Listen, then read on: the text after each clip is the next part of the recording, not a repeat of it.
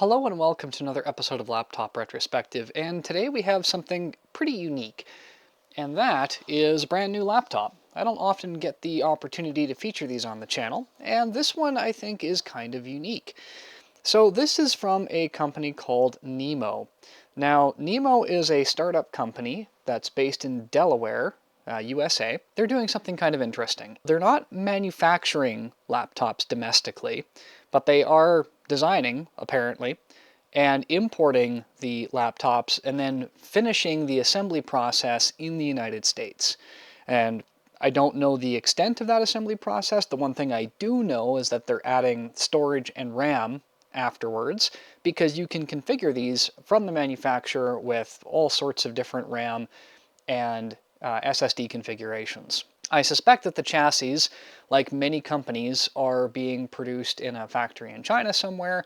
How much influence Nimo has over those, or if they're reusing a chassis that might be off the shelf or customizing it, I'm not fully sure, but the one thing that I can say for certain is that it looks to me, at first blush, that Nimo has put in a little bit of an effort here.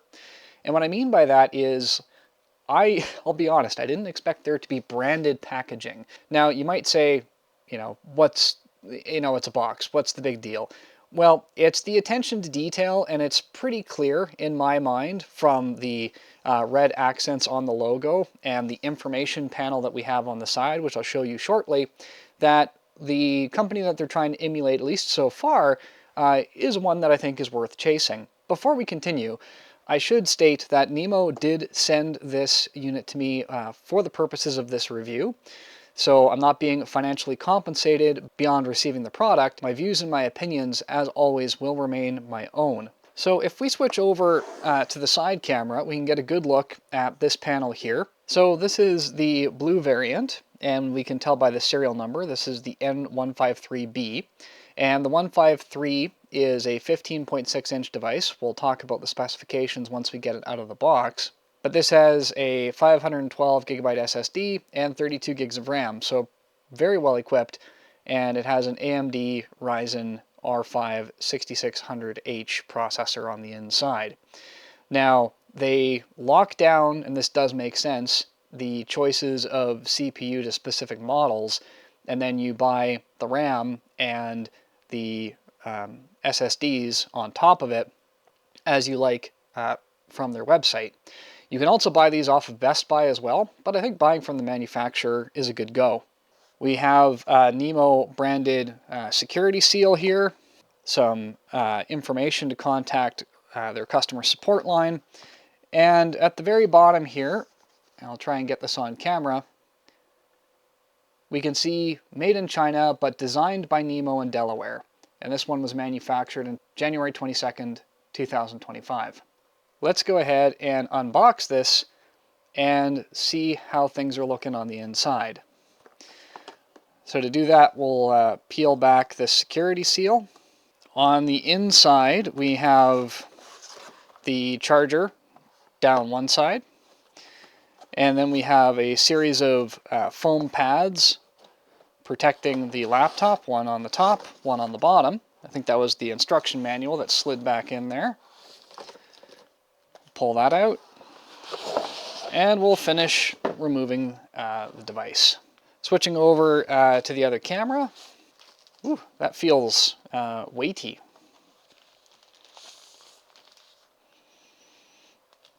So that is a very sharp looking deep blue that we've got there.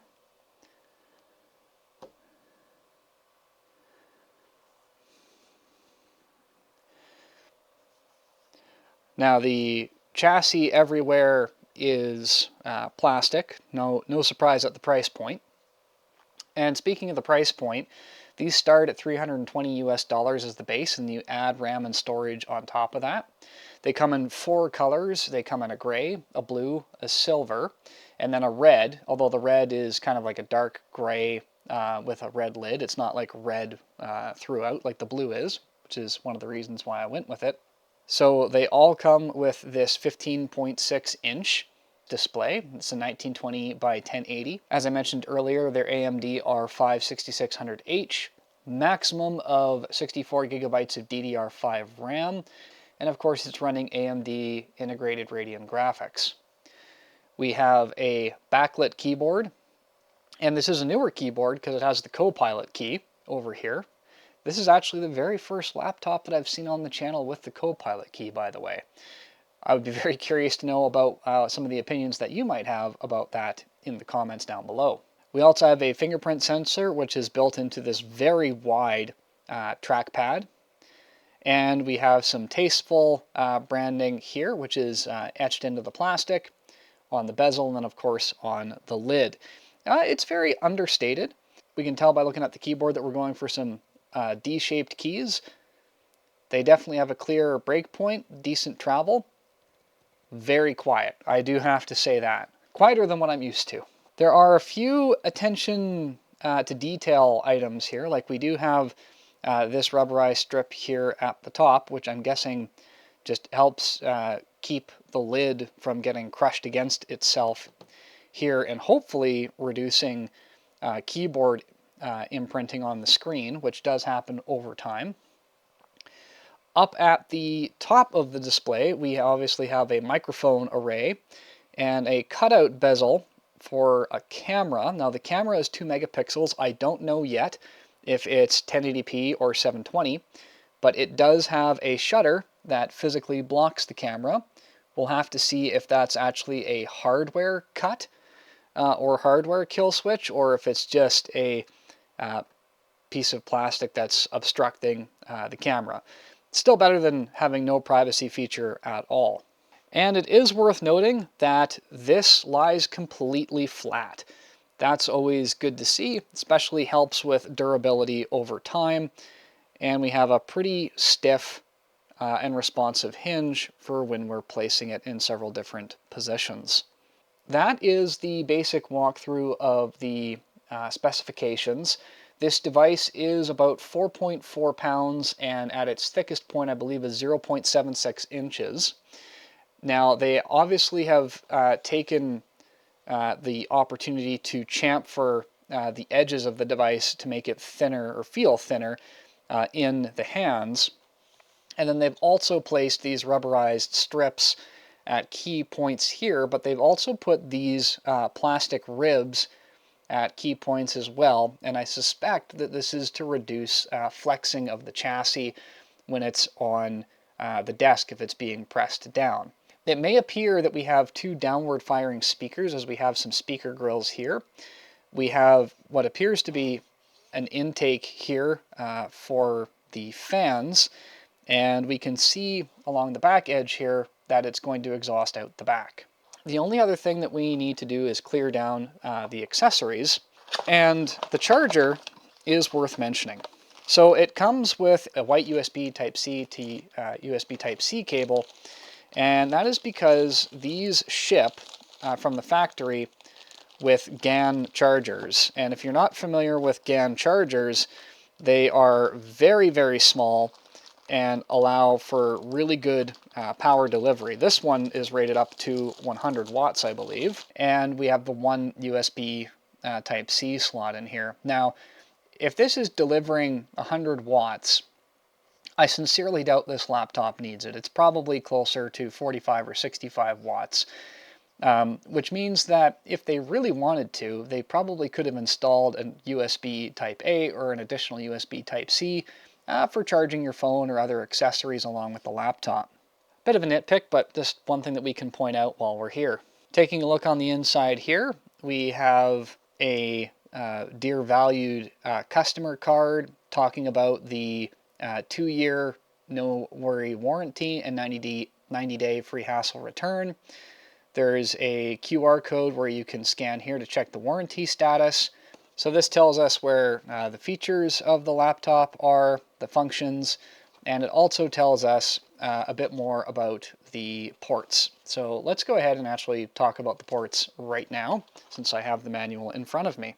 So on the left-hand side here, we have USB Type-C, and the USB Type-C I believe is 3.2 Gen 2.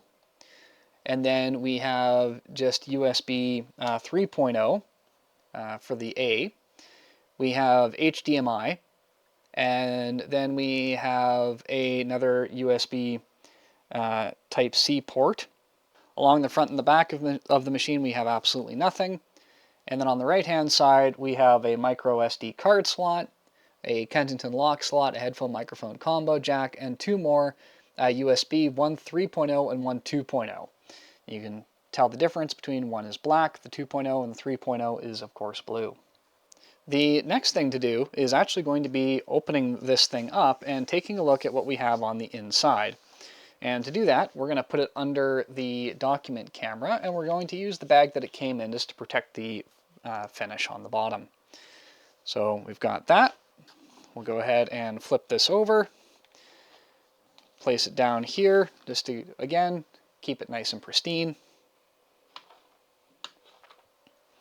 We're going to grab our bench screwdriver, and we're going to start spinning out the screws. Now, the screws are not captive on this one. They are removable, and they are all, well, I shouldn't say they're all different lengths, but some are obviously different lengths, so we're going to have to keep track of where they all go. And again, not too uncommon for a device at this price point. You know, you do need to make some concessions.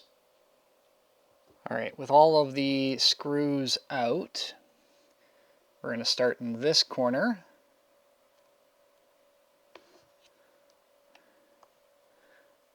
By gently encouraging this panel apart.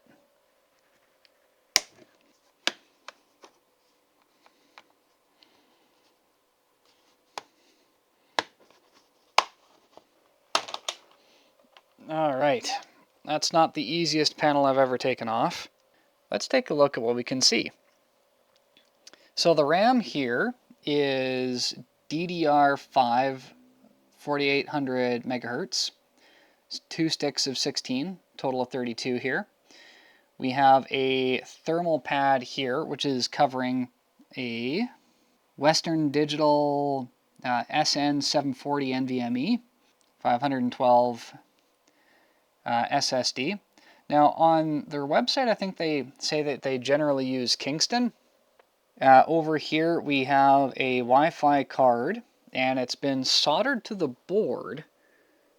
Realtek RTL 8822C, I believe. And then we have a daughter board that has the micro SD, 2 USB-A, and headphone microphone combo jack that's connected by this 38-pin ribbon cable here. It's taped down here and here. CMOS battery just hanging out in the empty space here. We have a very thin fan design here, and I do mean thin. Those blades are very, very thin. When I was looking at the bottom panel here, there was some writing here, and according to Google Translate, this is polycarbonate and carbon fiber. So there may, in fact, be some carbon fiber injected into the chassis. All right, so taking a peek underneath the battery reveals that the trackpad as well as the keyboard are all plastic welded to the top case. So you're not replacing either one of those components independently if they were to fail. All right, and lastly, we can identify that the battery is 53.58 watt hours.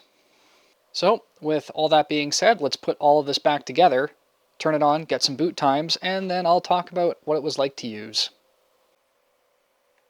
All right, let's do a boot test here for speed.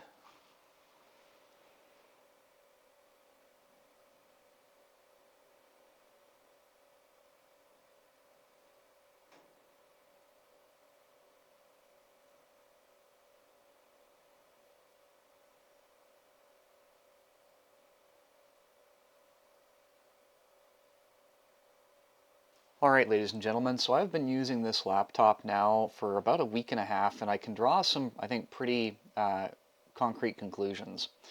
The first thing that I actually want to say is a shout out to Nimo because I had some questions about the specifications of the display.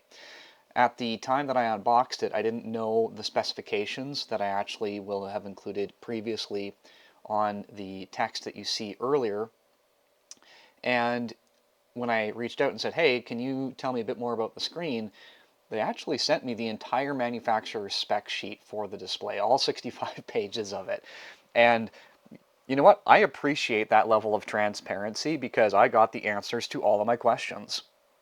And I will say that when we are looking at a device like this, there are some pretty good strengths, and there's also going to be some compromises. So the strengths, of course, is that you do have an AMD Ryzen CPU. It's an H series, which is going to be pretty good. The fact that you can equip this as it is with from the factory with 32 gigs of RAM, 512 SSD, or just buy the shell and do it yourself, I really appreciate. And it allows you to get a base machine and then work up depending on your budget. And this is, if you're buying new, what we would consider to be a more budget class machine. You don't have dedicated graphics, which means that gaming, while you certainly can do it, is going to be on low or medium settings unless the game is pretty old.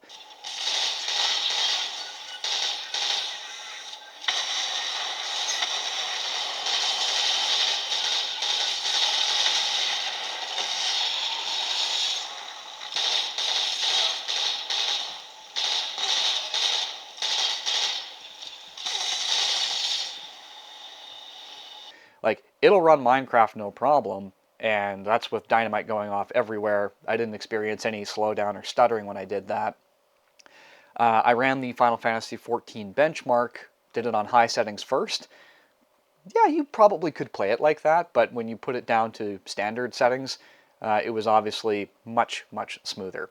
So if you were buying this for the explicit purpose of gaming, that may not be your best dollar per dollar move. But if you are looking for a device that can game, that can work, there is a lot to like here. In fact, I would say out of all the things that I have examined on this, only a few were kind of too bads, but I also kind of understand because you do need to cut costs somewhere to make this an affordable device.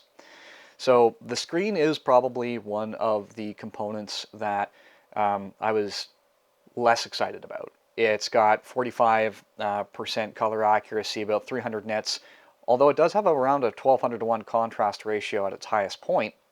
So that helps balance out some of the other perhaps lackluster specifications on this thing. The BIOS I went into is very thinned out. There isn't really a whole lot for you to go in there and change. But then again, on a device like this that doesn't have a whole lot of corporate features, it's not really needed either. The fact that you have a warranty that you can access in the continent of North America is a nice touch, especially for a smaller startup company. The other thing that I noticed is that while we do have a camera cover, it doesn't actually, there's no physical kill switch up there. So you just want to keep that in mind. And then of course we do have the price point. So as configured on the screen here, we do have a $479 machine if it's on sale. If it's not, then that price is obviously more. But so let's wrap this up. You have good port selection, good CPU, good options for RAM and CPU upgrades if you want them directly from the manufacturer. You have a GAN USB Type-C charger, which can be used for multiple things. It would have been nice for a 100-watt charger if they could have maybe put in like a USB-A port to charge your phone or something, as a lot of GAN chargers that physical size do have more than one port. You have a really nice keyboard to type on, very, very, very quiet, good feedback, good depth. To get this thing apart, the clips are really tight, but that's to be expected. The chassis appears to be a polycarbonate carbon fiber hybrid. I'm not too sure how much of each, but that was my conclusions based on my exploration on the inside. The screen, obviously, we've discussed before, isn't the strongest point, but it's far from unusable. I would say if you are having to rely on super color accurate work, that might be a detractor. So if that part is in your workflow, just keep in mind that it may not be as print accurate as some other options down the road. Overall, ladies and gentlemen, I'm pretty happy. If you want to learn more about Nimo and their offerings, I'll leave some links in the description down below. Once again, I want to thank Nimo for not only providing this machine for me to test and mess around with, but I also appreciate their transparency with regards to telling me all the specifications and answering all of my questions. I would hope that they would do that for any customer, not just me. And yeah, I wish them the best. I hope they do more. I hope they do more smaller machines because you know me, I like a 13-inch machine or a 14-inch machine a little bit better than a 15. But yeah, wish them all the best. All right, if you have any questions or comments, make sure you're leaving them in the comment section down below, and I will do my best to answer them. Thank you so much for watching, and I'll see you next time.